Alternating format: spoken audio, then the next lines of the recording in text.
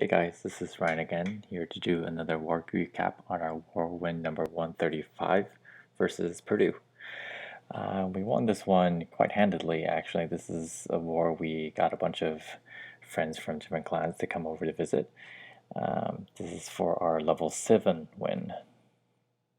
Alright, so our first attack will be a Town Hall 10 attack by Chris, and this is a gowiwi versus a bit of a modified box space. And this is actually a great achievement because if you look at his heroes, they're not all that high for Town Hall 10. In fact, they're at Town Hall 9 level, but he still manages to get 3 stars versus this base which has max Infernos, one of which is single. He starts off his raid luring the dragon, a few of the CC troops. Those level 1 troops are basically useless as long as you drop a poison on them, but the dragon is the one you have to watch out for. So he pulls it onto the side that he chooses to drop his golems into, which is the side of the multi-infernal tower. He puts in his standard golems on the 2 corners, which is the standard way you would approach a box space, except here he uses wall breakers plus a rage in order to break the 2 levels of walls. This way he can save a jump spell, and actually if you see, he doesn't use any jump spells on the corners, which is what you would normally do on a box space. And somehow his golems start punching on that wall instead of going in a circle, so luckily he doesn't have any problems dropping his jump a little bit late, but of course if you wanted to be a little bit careful, I would drop that jump much earlier. But he's able to save 2 spell spaces for his Inferno, which is great because he can freeze that single target Infernal Tower. The importance of that is that that single target will just destroy all of his golems, and but this way he can get the witches in there to distract that Inferno Tower as much as possible. So you see here he does get one of the golems to fry, but the witches come up behind it and protect the golems.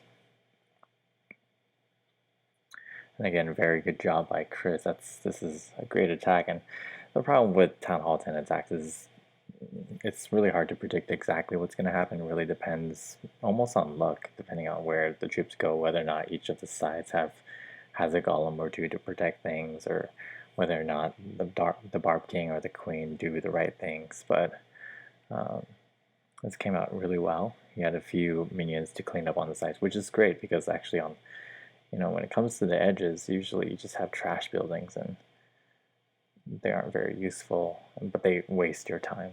So he does a good job here, and in fact he still keeps a few archers in the back just to help clean up, and you'll see that he drops them right here when the archer queen starts being distracted. But it doesn't really matter. He doesn't need them at all. So great raid by Chris.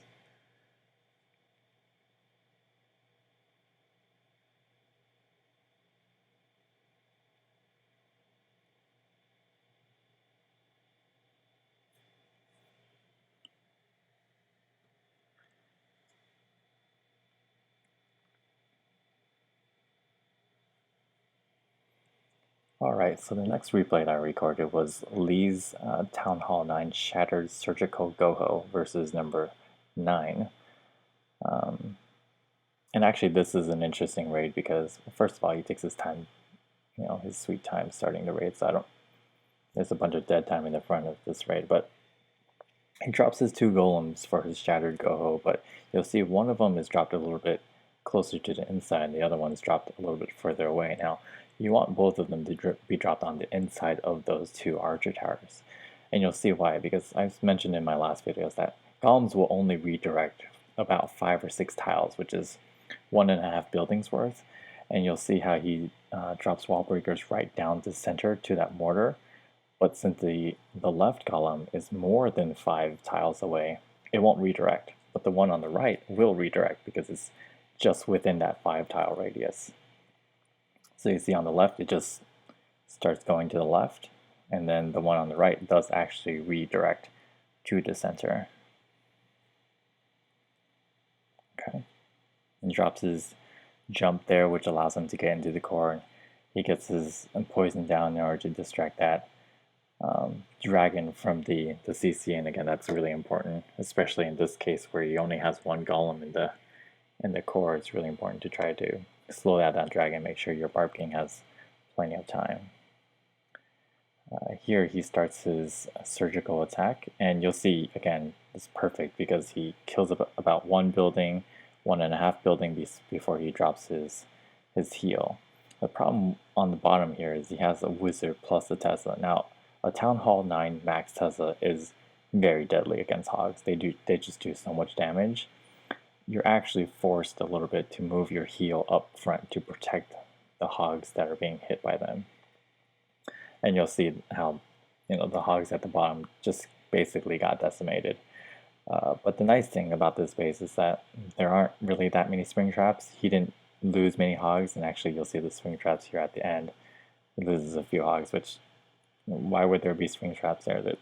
Those are useless spring traps, but it allowed Lee to get that restart in this base.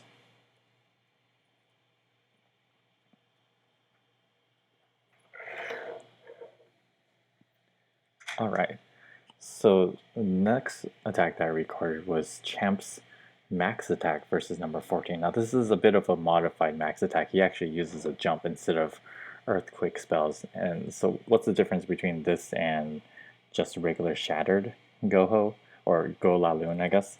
And it's just that he uses a heal plus a rage on his kill squad. That's kind of what defines the max attack besides the earthquake spell. So he does a good job funneling right down the center. It's a bit of a dangerous funnel because you don't know if things are going to walk around the circle, but he does a good job. So he uses that rage to plus poison to kill the CC dragon. And then he puts down his heal right before he uses his Barb King ability. And then instead of our earthquake spell, he uses the jump spell here in order to get both of the air defenses. It's not totally necessary here, but it's great to get things into the core. And then he starts his La Lune attack immediately. The great thing about what Champ did here is you'll see that he spawned his loons from the outside in. So they started from the outside, and then he spawns them closer to the air defense. That way it prevents the loons from circling around the base as well. So if you spawn from the center, like if you try to attack the air defense first, and then you spawn the outside loons, sometimes depending on how the defenses are set up, and a lot of times they are set up in a ring, it'll just cause your loons to circle around the base. So that's not what you want, and you'll actually end up losing the raid basically because of that, because none of the loons end up going to the air defense, and they just destroy those hounds, and you have no protection after that. Alright, so the next attack is robel's attack versus number 15, and this is a pretty standard Shattered Goho. And let's see what he does. He triggers 2 of the bombs from bomb, which lures the CC as well. And I think this wasn't the first attack on this base, so he knew the bombs were there. It's great when you can have someone scout bases like this and find bombs for you, but if you find giant bombs, you have to take advantage of it. Okay, so here he has that dragon to deal with, so he does a bit of a barb drop type kill. He does use barbs there, but the problem is there's that corner builder hut, and it kind of messes things up because the barb just sits around trying to kill that builder hut. So it's actually really important to try to kill that builder hut pretty quickly. And the nice thing about doing a lure with wizards is it automatically funnels one side for you, so you only have to funnel the other side. In this case, he takes a bit of a risky funnel because he doesn't really funnel on that left side. He just hopes that the king goes in towards the center, which kind of works out because the base had 2 levels of trash buildings on the outside, so the king automatically went into the inside level of trash, which then caused a trigger by the queen for the king to run into the core. So here he does a little bit of a mini hog wall.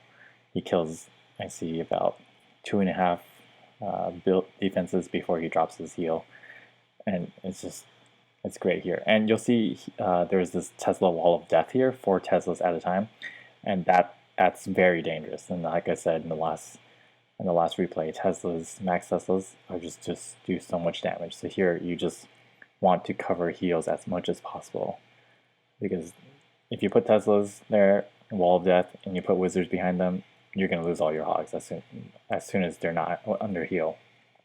So you want as much healing as possible. It does a good job here getting some of the hogs to end up where the BK is so that we kill it, but the problem is if you only have 3 or 4 hogs there, the BK will actually kill all of them, and then as hogs wander towards the BK, he'll kill them as well. So you want to have a big group near the Barb King in order to kill them. Alright, so the last attack that I'm recording here is Blair's Cold-blooded Surgical goho, which means just one golem, and he drops a hound in order to, he drops a hog in order to lure the CC, and what he does here is he uses two hogs because he couldn't really tell what was coming out of it, and here the Valkyrie is actually really dangerous because the problem is they run really fast, they'll run to the lure, to the corner really quickly, and they can kill multiple things at a time. So if you surround it with barbs, it's really dangerous because one swing and it kills all the barbs. So, you know, just here Blair uses 3 wizards because you really want to kill those Valkyries as soon as possible. And again, the great thing about luring to the side is just that he doesn't have to worry about funneling on that left side here. So he only funnels a little bit on the right, and his funnel is a little bit iffy, but the nice thing is the core building is close enough to the outside, to the heroes, that they would go into the interior. So the nice thing about a base like this is that the only thing you're really worried about are these outside compartments. There's 4 outside compartments you already took out along with the kill squad. And then there's 3 more, and you just have to take them out. And if you look at the core, the only thing that you're worried about in the core are those expos. Those mortars aren't going to shoot you once you get in the core. So you just heal on the outside, and the heal actually covers the entire compartment, as you can see, both for the inside and the outside. And this is just not a problem at all. He just sends surgical hogs on each one of the compartments, and it's done. And we're lucky here because the Barb King actually followed the hogs the entire time. Hogs were able to kill them afterwards. Usually the king will follow the hogs and then end up killing whatever hog he's following, and then just run back to his altar. Alright, and this is the ward that gave us our level 7 upgrade. Good job, everyone.